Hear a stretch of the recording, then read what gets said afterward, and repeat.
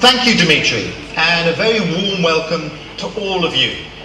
Now, of course, I'd much prefer to be with you rather than joining you virtually.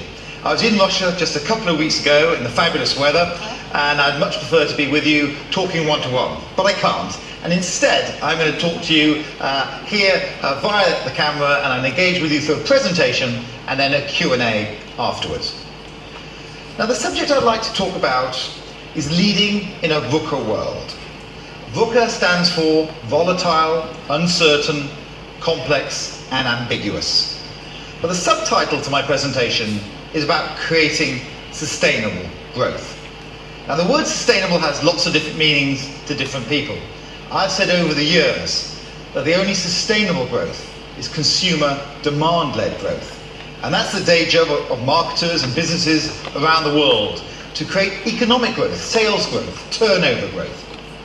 But in a resource-constrained world, that definition of sustainability is no longer broad enough.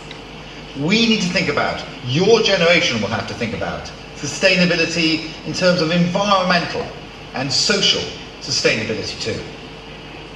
Now, when you start talking about sustainability at the beginning of a presentation, I'm sure a few of you think like, oh dear me, what sort of presentation am I going to hear? And your fear is I'm going to show you a lot of boring tables and charts. And I am not indeed going to do that. I am hopefully going to engage you in a story right now, the opportunity, as we're at a very exciting time in the world, a very exciting time for you to be at university and starting jobs and engaging in a world that's changing rapidly. Now, this might be your fear. I have my fears too. My fear is that you've had a heavy night last night, you've been out partying maybe, one too many vodkas, and you're going to take this opportunity to have a snooze. So let's have a deal. I'm going to speak hopefully with interest and with videos about something that's going to be important to you, not just now, but in your career and in your life going forward. And in return, you have a listen, and together maybe we can create some thoughts and some insights that you hadn't got to before. Now, 30 years ago, I was leaving university. Here's a picture of me. I don't know whether you can guess which one I am. And it was a very different world. A very different world indeed. It was in the 1980s. Today, as I said, is a VUCA world. It's volatile, it's uncertain, it's complex, and it's ambiguous. We see challenges of lots of people on the streets protesting. We see the impact of everything around the financial crisis. We see issues about oil, we see issues about food. We see people connecting across countries and rising up against injustices as they see it right now and right across our planet. So you can look at it two ways. This is either a huge challenge for mankind, or a marvelous opportunity for you. Because when things are static and not changing, it's much harder to come up with new ideas and new opportunities. When a situation is in flux, opportunities open up, not just for you, but indeed for your friends and your family. So let's have a think about what those opportunities could be. But to do that, you have to have a point of view about the future.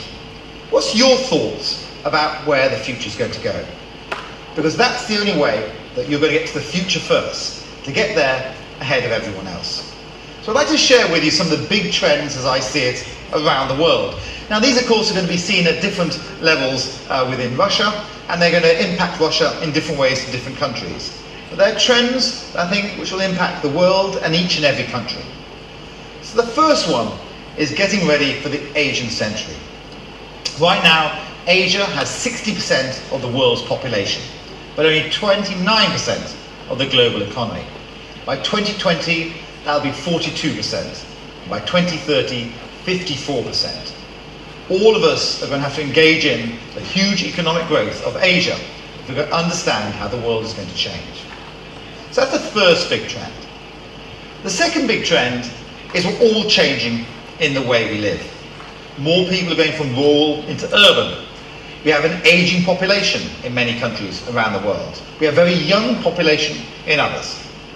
We have over 1 billion people who are overweight and obese, and we have nearly 1 billion people who are going to bed hungry every night. Different people are living in different ways, in different configurations, in apartments and makeshift houses around the world. How we engage with that and the challenges both in hygiene and sanitation will also make us think about new opportunities for the world. The third, of course, I'm sure you're very close to. This is the digital revolution. Between now and 2020, there'll be 30 times more data stored and leveraged around the world. We already have 2 billion people online. We have 7 billion mobiles. The next 2 billion people who are going to come online are going to come online by mobile. This is going to change the way we integrate with each other. A mobile is never too far away from you. Mobile will become the remote control connecting you to the digital world. And last but not least, this whole area of sustainability. Our ecosystem as it is right now is unsustainable. According to WWF, we're already living on 1.5 planets. We've got stresses and strains of already more than 7 billion people on the planet. We've got another 1.5 billion arriving in the next few years. And we're going to have to think about how we produce food. We're going to have to produce 70% more food between now and 2020. We're going to have to think about the amount of food there's going to be in the next 40 years, as much food as we produced in the last 8,000. That's a big challenge for the planet. But let me bring it all to life. Let me bring it all to life in a video about how it all could be.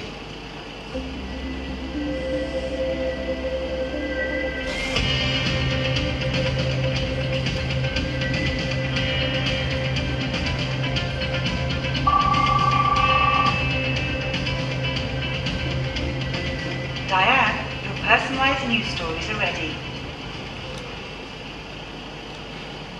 50 civilian casualties in Poland and Ukraine border over disputed water sources. Tensions flared again today in Eastern Europe. Forces along the Poland-Ukraine border exchanged gunfire in the escalating conflict over scarce water sources in the region.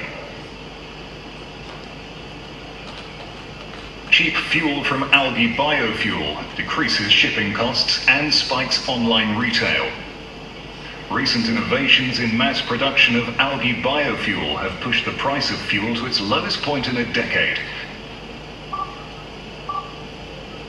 Too many 100-year-olds for the Queen to keep up. Birthday cards to be sent to 110-plus-year-olds. In the UK, it has been announced that the Queen will now send birthday telegrams only to those age 110 and over, due to the growing number of Brits reaching the century mark.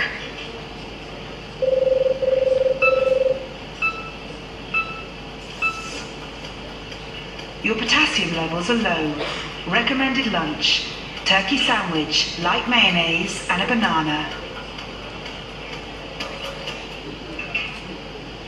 From famine to fat in 20 years, access to Western foods raises obesity to 35% in Kenya. Just 20 years ago, Kenyans were dying from hunger. Now diabetes and heart disease are their leading killers. The Minister of Health faced tough questions in Parliament today over the skyrocketing rates of obesity in this African nation. Illegal German workers flocked to Turkey to find work in new booming urban centres. With unemployment in Western countries as high today as it was in the 1930s, many German workers are heading east to find work. In Turkey, the citizens of Istanbul complain that their taxes are providing free services to these unwanted immigrants. Even money can't buy you space. Luxury building goes from 50 suites to 300 microflats. Housing shortages in many Latin American cities have demanded creativity from landlords. In Buenos Aires, the owner of one luxury residential building has voided contracts of existing tenants in order to convert luxury suites into microflats. US and EU create united front to limit food exports. In a move to protect their citizens from the forecasted famine, the US and EU have opted for food security over friendly relations with the East. This protectionist strategy stems from the strain on the global food supply caused by China and India's growing middle classes and their exponentially increasing demand for grain and meat. Food manufacturers continue to fight this measure. Knorr products are 100% natural and traceable right back to the farm, so you know exactly where your fresh food came from. Whistler Ski Resort permanently closes its doors as Canadians brace for another winter with no snow. Increasingly warm winters affecting the world have devastated Canada this year. The lack of snow is forcing the majority of ski resorts out of business. Cholera hits Paris, first outbreak in a major western city in a century. The French government's failure to develop adequate sanitation at the same rate as population growth in Paris slums has caused an outbreak of cholera, a disease which was supposedly eradicated 100 years ago. Indonesia's Astra, the leading automotive brand among 1.6 billion Muslims worldwide. A good example of the many emerging country brands that have successfully penetrated other markets, Astra's aggressive expansion in the last 5 years has knocked Toyota out of the #1 spot in Southeast Asia and the Middle East. Last ATM closes in New York as end of paper currency may mean the end of traditional banks. As the US Treasury Secretary authorized destruction of the last of America's paper dollar bills, traditional banks are in negotiations with online financial institutions. Diane, reminder, Alex's Mandarin language lessons start in 30 minutes. Goodbye, Diane.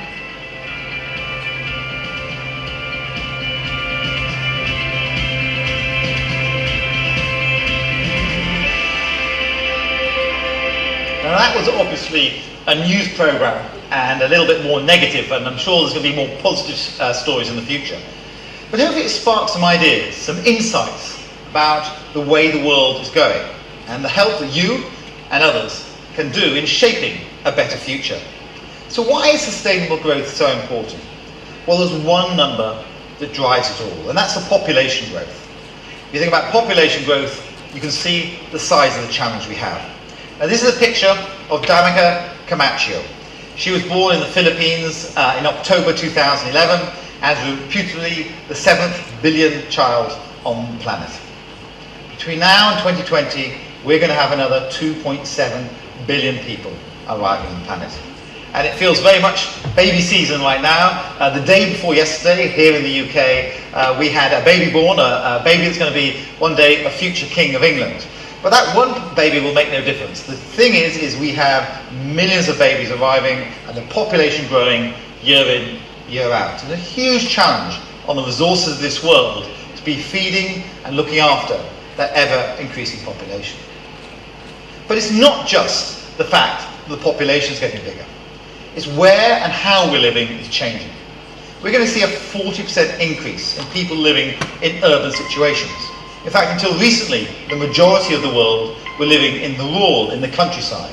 Now more people live in towns than they do in the countryside. And that's going to continue to grow. In fact, another 1.4 billion people are going to start arriving in urban dwellings, in slums, and living there around the big cities. And this is a real challenge. It's a challenge for sanitation, and indeed, it's a challenge for hygiene as well.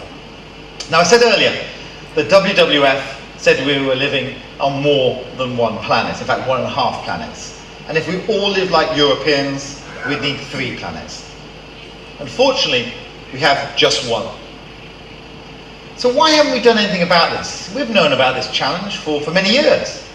In fact, 20 years ago, in Rio, at the Environment Conference, this girl was saying a lot of these things then. You don't know how to fix the holes in our ozone layer. You don't know how to bring the salmon back up a dead stream. You don't know how to bring back an animal now extinct. And you can't bring back the forest that once grew where there is now a desert. If you don't know how to fix it, please stop breaking it. Here, you may be delegates of your government, business people, organizers, reporters, or politicians, but really, your mothers and fathers, sisters and brothers, aunts and uncles, and all of you are someone's child. I'm only a child, yet I know we are all part of a family, 5 billion strong. In fact, 30 million species strong. And borders and governments will never change that. I'm only a child, yet I know we are all in this together and should act as one single world towards one single goal. So clearly, very wise words from a 12-year-old girl. So why no action?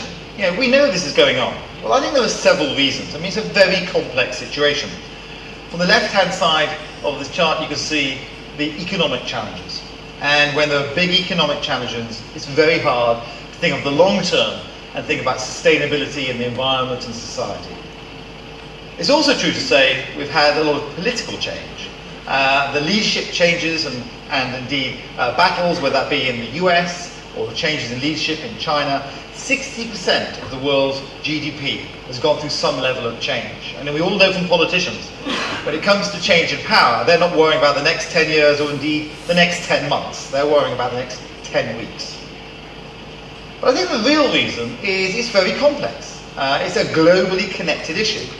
Things are made in one country, grown in another, consumed in another, and it's piecing together all those different pieces. Why would a consuming nation be able to come in agreement with a producing nation? Exactly what is the way forward for the planet? It's those tensions, I think, is why globally we find it so hard to act. But I think there's actually even a bigger reason why we don't act. And that is because the signals from consumers, signals from people like you, me, in the way we buy and engage with products are still very weak. And we've been trying to understand why is that? Because we all know there's some challenges going on the planet. So why aren't we more interested in solving them? And I think the reason is the different worlds that we all live in. There's my world, there's our world, and there's the world. So my world, pictured here on the left, is my friends, my family, the people who live around me, my neighbours, indeed the local cafe and restaurant and bar and school. And that's close to me, and I can understand when things don't go well and then I want to act on those. And actually, even if you talk about our world, and our world is now the village and town you live in, it might be the supermarket, the local roads. Even then, you can identify with when there are issues going on. Maybe it's a local factory being built, and how people collectively get together and are concerned about that. The difficulty is the world is a long, long way off. It's very hard to talk about people in Russia, about the rainforests in Indonesia, or indeed in Latin America. That seems a long, long way away. But what's going to happen in your lifetime is this is going to accelerate. We're going to have the situation where some of these challenges around the world, the different environment and indeed the different weather changes, are going to start impacting our world and indeed then my world. And that's going to change behaviour. And that change of behaviour is both an opportunity and indeed a challenge for all of us. So what can we do about it? So I'd say that actually big companies like Unilever can do an awful lot about it. Because yes, we do source ingredients in one country, we do produce products in another country, and we do sell and products are consumed in another. We can join up from country to country. And we have the scale to do something about it. We operate in over 180 countries, and every day 2 billion people use our products. That's 2 billion people.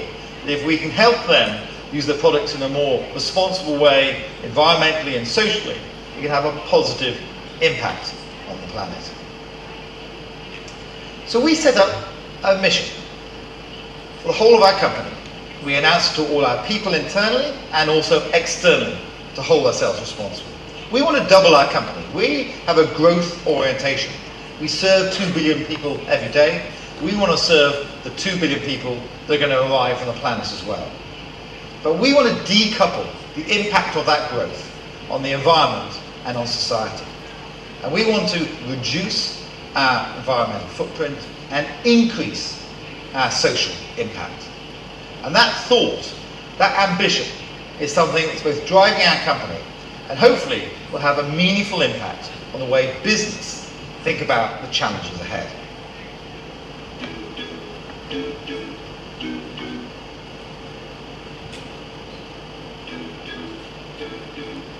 A simple tea bag.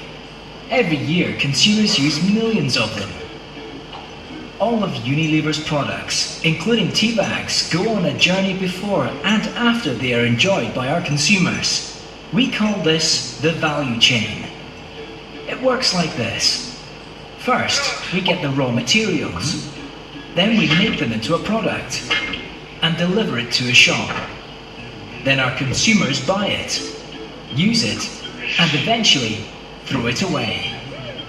But each step in the value chain also has an impact on the environment.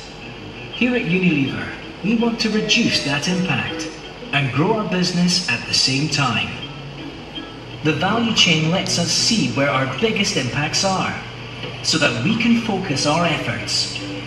So for example, Unilever's hundreds of factories only add up to 3% of our total greenhouse gas footprint. Around 26% of our impact comes from suppliers when they produce raw materials, and around 68% comes from the millions of consumers when they enjoy our products. So, most of Unilever's impacts aren't our problem, right? Wrong. We want to reduce the impact of our products before they enter and after they have left our factories. We work as a team with our suppliers, customers, and our consumers to reduce the impact of our products. We have ambitious plans to grow our business, but growth at any cost is not an option. We want to work to help consumers enjoy our products and cut the environmental impact at the same time. Every day, thousands of suppliers help us make our products, and 2 billion people use them. The maths is pretty simple. If we get ourselves, each of our suppliers, customers and consumers to be a little more sustainable, these small actions will add up to a big difference. A really, really big difference. So hopefully that gives you an idea on how we think about sustainability differently to some other companies. But having an ambition is one thing. You also need to have a plan. How are we going to do it? And for that we have the Unilever Sustainable Living Plan. And you can check it out. You can go on our website, you can see our progress. We're very transparent with both our successes and indeed our challenges. But let me explain to you a little bit about what that plan is. So there are 3 big goals in the plan. Firstly, to help 1 billion people globally improve their health and well-being. Secondly, is to source 100% of our agricultural raw materials sustainably by 2020. Ingredients like tea, palm oil. And thirdly, is to halve the environmental impact of all our products across all our countries. So let me take you through those one by one and give you some examples. I'm going to use Unilever examples because these are things I know well, but you can imagine what other examples other companies could have. So first of all, helping 1 billion people with their health and well-being. So for that, I'd like to introduce a product called Lifebuoy. You won't know it. It's a soap. In fact, it was the world's first disinfectant soap. It was launched back in the late 1880s in the UK, when the challenges of Victorian England were very much like the challenges we see in India and Africa today. The challenges of health and hygiene on a daily basis. Now, one of the most positive things you can do on your everyday health routine is to wash your hands. To wash your hands after you go to the toilet, wash your hands before you eat. And in doing that, you can save lives. In fact, there are many millions of children who die every year needlessly from diarrhea because of poor hand washing routines. So we've made a commitment globally, that by 2015, we want to teach another 1 billion people how to wash their hands properly. And in doing that, of course, we'll improve their health and hygiene as well. And so far, we're already nearly 100 million people that we've taught. We've still got a long way to go, but we're on our way to getting a greater idea about how people wash their hands. And we're one of the big champions of Global Hand Washing Day, which raises awareness in that area. But let me give you another example. I pick another one from outside Russia to give you a sort of feel of the international scope of Unilever. This is a brand called Purit, and Purit reduces all harmful viruses, bacteria, pesticides and parasites from water, and gives people clean, healthy drinking water that they can use every day. A big challenge in many countries where you have to boil water. And we've launched this already in India and Brazil and Indonesia and down in Bangladesh, etc. And our sort of challenge, our goal that we have inside the Unilever Sustainable Living Plan is to protect 500 million people by providing safe drinking water through building the Pure business and brand around the world. Well, let's come closer to home. Let's look at an actual example right here in Russia. This is ice cream for children. And what we want to do is make sure that children can enjoy their ice cream, but at the same time they have the right health profile. So children's ice cream are all under 110 calories. And that will help us make the commitment we've made to children here in Russia as well. So some different examples from around the world and closer in home here in Russia. So what about the other one? The other one is about sourcing. Now this is a big challenge for us. We source a lot of ingredients from around the world. And we want to source all our agricultural raw sustainably by 2020. So let's start off with the example of tea. An awful lot of tea drunk in Russia. For tea, we're the largest tea company in the world. 12% of the world's tea we sell. And one of our big brands is Lipton, and we have a commitment with Lipton to source all our tea sustainably in our tea bags by 2015. So we've done it already across Europe, but I'm talking about across the world. We want all our tea bags sourced sustainably. And by 2020, we want all our tea, so that's loose tea included. Another example, how about sunflower oil and the importance of sunflower oil in products like margarine. And here in Russia, we want to source all our sunflower oil sustainably by 2015. In fact, this year we'll get to about 10%. Next year we'll get to half of our sunflower oil sourced sustainably, and then 2015 have it all sourced sustainably. So my last pillar, my last set of examples is about halving the environmental impact of our products.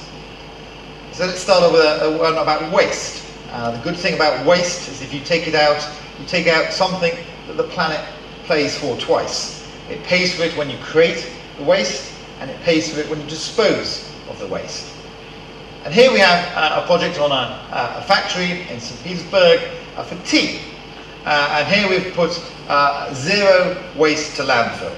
So we've thought about how can we avoid putting waste from our factory to landfill. A big challenge actually in a market where there isn't a lot of regulation around waste, but we want to take a leading position on waste.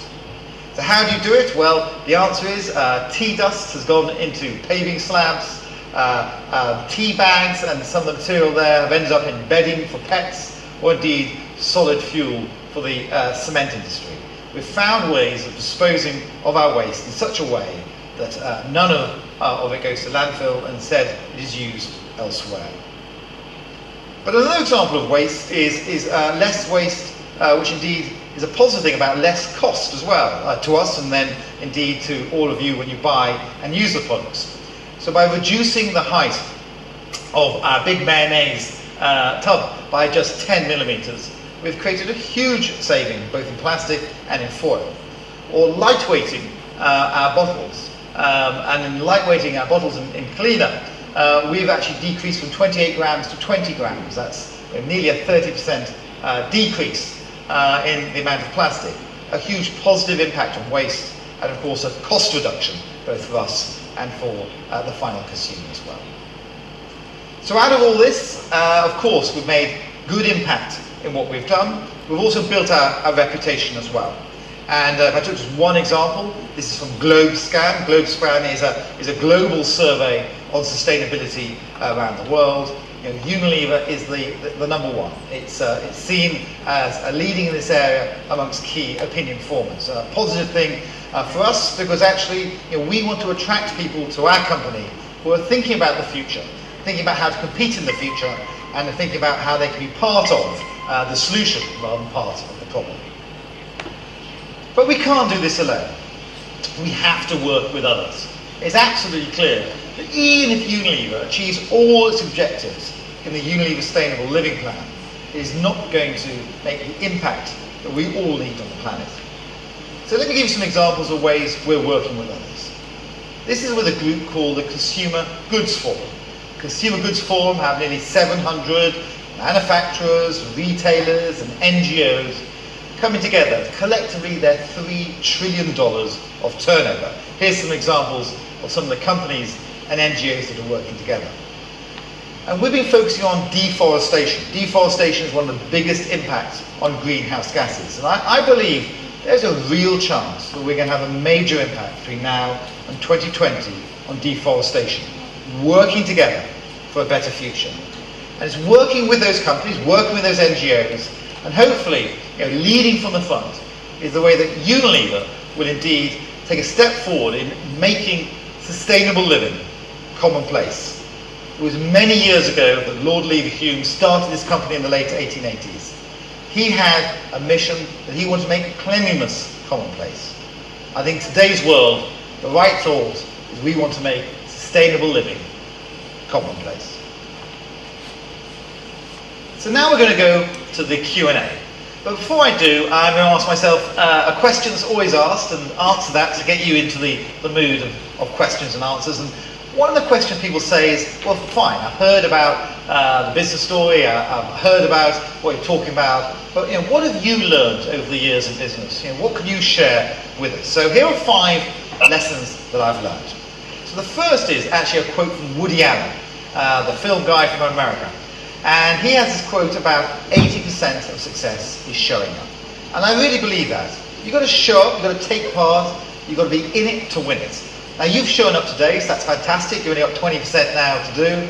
But I've learned that taking part in things is a huge way of making an impact and for opportunities to come your way. The second lesson I've learned is if you're not failing, you're not trying hard enough. Now this is a difficult one because all our lives, our parents, our teachers, our professors have been talking to us about success and failure is bad.